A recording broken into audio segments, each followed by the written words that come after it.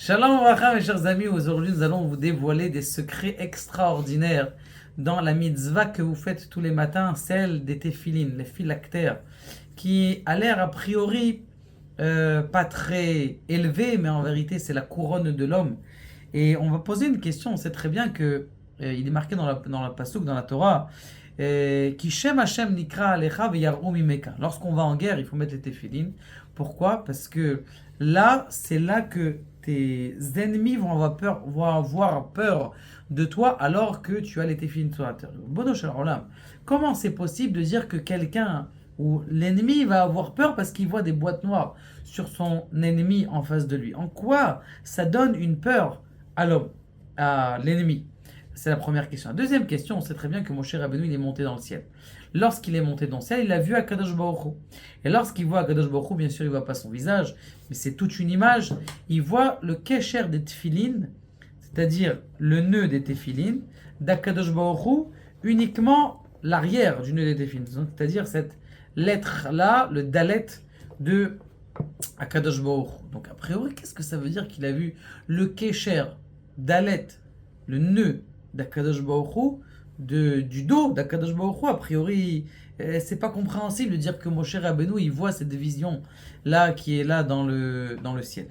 Déjà pour essayer de, comment on appelle ça, de donner un peu de force à à nos secrets de la Torah, une histoire du Maharam de Rothenburg. Comme vous le savez, le Maharam de Rothenburg était avant les Rishonim, avant le Rashi, il faisait partie des Géonim. Il est marqué plusieurs fois dans le Tour. Et il était donc bien sûr en Germanie, ce qu'on appelait à l'époque, ça s'appelait pas l'Allemagne. Et lorsqu'il était là-bas, il a été pris par les Allemands ou la Germanie. Il a été pris, il a été en prison. D'ailleurs, il est mort en prison. Il a écrit un Sefer Torah en prison. On a son Sefer Torah qui est venu en Eretz Israël avec une histoire extraordinaire. Et ce qui s'est passé, c'est que une fois, tous les matins, on lui permettait à un de ses élèves de venir en prison et de lui donner à boire et à manger en quantité limitée bien sûr. Et le Talmide, lorsqu'il amenait, il venait avec aussi une paire de téfilines qui était cachée. Et donc ils rentrent dans la prison, une fois qu'ils rentrent dans la prison, et ils entendent qu'ils ne sont pas tout seuls, il y a les grands geôliers des prisons qui viennent faire la balade de voir tous les prisonniers, comment ça se passe à la prison. Et donc lui, cet élève, puisqu'il a très très peur, eh bien il se sauve sans les téfilines, alors que son rave, il a les téfilines sur la tête, et il sait très bien que s'il le voit avec un acte qui est religieux, eh bien, ce qui va se passer, c'est qu'il va être mis à mort. Donc il se sauve de la cellule, il va se cacher dans un endroit dans la prison, et il attend d'entendre, je sais pas, peut-être que, comment on appelle ça, ils vont tuer son rave, ou il sait pas ce qui va se passer, en tout cas, il appréhende le futur.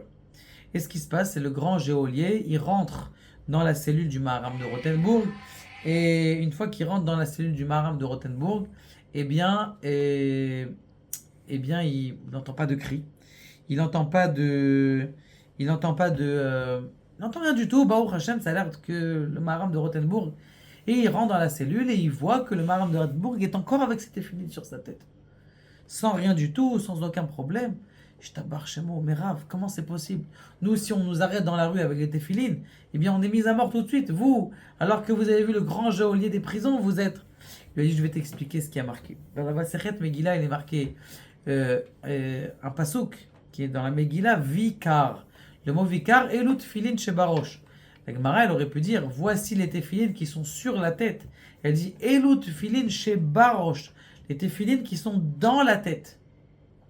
Ça veut dire qu'il y a deux sortes de téfilines qui sont matérielles, des boîtes noires avec une kedusha bien sûr, mais du cuir, mais il y a aussi la pénétration que tu as fait de ces téfilines-là.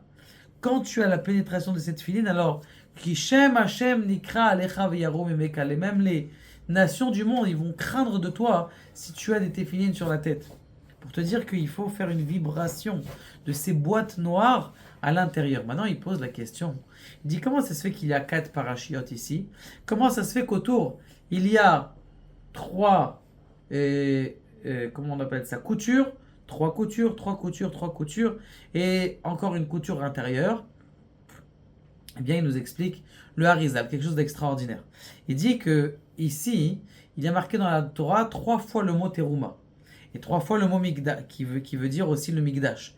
Et comme, regardez la différence ou le rapport qu'il y a entre le Beth Amikdash et les téphilines. Si vous regardez comme ça, vous voyez la même photo, si j'avais le photo du Beth Amikdash à côté, vous voyez que c'est à peu près la même chose. La cour du Beth Amikdash, le Kodesh HaKodashim qui s'élève, et ça ressemble, pour vous dire qu'il y a une chose extraordinaire. Lorsque quelqu'un met les téphilines sur sa tête, eh bien, tout simplement, il est en train d'avoir le Beth Amikdash sur sa tête. Et c'est pour ça qu'on dit Veshachanti betocham, je vais résider parmi eux. C'est pas que je vais résider dans le Beth Amikdash. Je réside à l'intérieur. Ça veut dire que quand on a les téphilines sur la tête, le Beth Amikdash sur la tête. Et pourquoi il y a ces 12? Eh bien, tout simplement parce qu'on sait que qui est-ce qui porte le trône céleste? C'est 4 anges. Un des anges, il a une tête d'aigle. Un autre ange, il a une tête de taureau. L'autre ange, il a une tête il a une tête comment on appelle ça, d'aigle. Et l'autre, il a une tête d'homme. Donc ça veut dire qu'il y a ces 4 anges là qui sont ces têtes tout autour. Maintenant, chaque ange, comme il est marqué dans Yecheskel, il a 3 visages, 3 facettes. Et ces 3 facettes, ça fait combien? 3 fois 12, 4 fois 3, 12 qui font référence aussi aux 12 Shevatim. Donc on a les 12 mazalot, les 12 signes du zodiaque qui sont sur la tête. En plus de ça, on a les 12 Shevatim. Et le 13e nœud qui fait référence aux 13 sortes de matériaux qu'il y a pour faire le Beth Amikdash et qui font référence aux 13 attributs de miséricorde qu'il y a dans le monde. Pour vous dire que quand vous mettez une boîte de téphilines, vous vous dites, ah, c'est rien, j'ai pas envie de le faire ou je suis fatigué. Mais en vérité, tu es en train de poser le Beth Amikdash et tu es en train d'amener le Mashiach avec ta boîte de téphilines parce que tu es en train de faire descendre le Beth Amikdash sur terre. Et Kadosh Baruch Hu nous aide à dévoiler les forces de toutes nos mitzvot. Baruch Adonai, la olam et